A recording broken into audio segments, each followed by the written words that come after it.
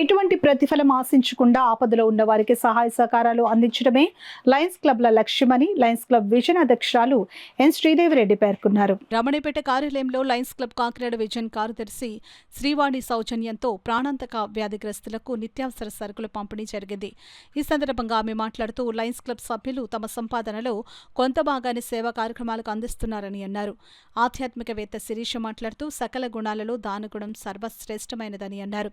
ప్రతి ఒక్కరూ దానగుణాన్ని అలవర్చుకోవాలని అన్నారు.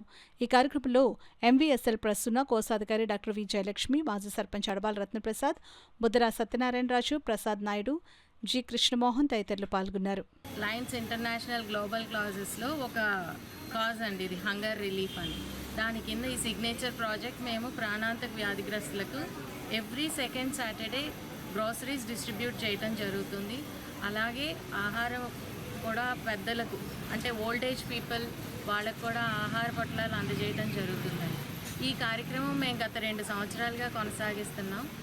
అలాగే ఈ సంవత్సరం కూడా ఈ కార్యక్రమాన్ని ఇలాగే కొనసాగించాలని అనుకుంటున్నాము. ఈ వేదికని అడబాల ట్రస్ట్ వేదికని ఇచ్చిన అడబాల రత్నప్రసాద్ గారికి చాలా థ్యాంక్స్ చెప్తున్నాము.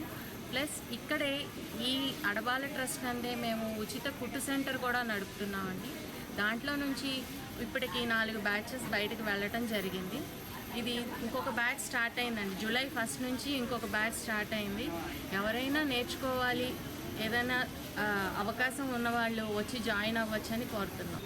ఈరోజు ఇక్కడ వీళ్ళకి నిత్యావసరం ఇవ్వడంలో కూడా ఆవిడ యొక్క దాతృత్వం ఎక్కువ మిన్నగా ఉంది కనుక ముఖ్యంగా శ్రీవాణికి కూడా అభినందన చేస్తూ, ఎందుకంటే ట్రెజరర్ నుంచి కార్యదర్శిగా మరో ముందటికి వేశారు.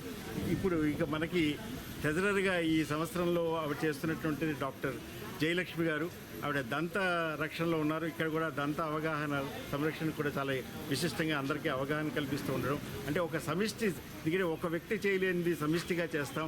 అలాగే ఇక్కడ అడబాల ట్రస్ట్ కూడా ఒక విభిన్న కోణాల్లో సేవా కార్యక్రమాలు, ఒక దీర్ఘకాలిక వ్యాధులను కానీ, ఒక వైద్య అవగాహన, ఆరోగ్య అవగాహన కల్పించడం కానీ, నేను న్యాచురోపతిలో చెప్పినా, ఇంకొకళ్ళు మరొక వైద్య సలహాలతోటి శిబిరాలు చేసిన అందరికీ కూడా ఒక వ్యక్తిత్వ వికాసం గురించి కానీ, ఒక మోటివేషన్గా అంటే ఒక మానసిక ధైర్యాన్ని, స్థైర్యాన్ని జీవనంలో కల్పించి ముందడుగు వేయించడమే అది మహిళలకు వికాసం, నిజమైన వికాసం అవుతుంది. దానికి ఎంతో కృషి చేస్తున్నటువంటి ఈ ట్రస్ట్ తరఫున విజన్ వారి యొక్క సేవలను మరొకసారి అభినందిస్తూ వారికి శుభాభినందనలతో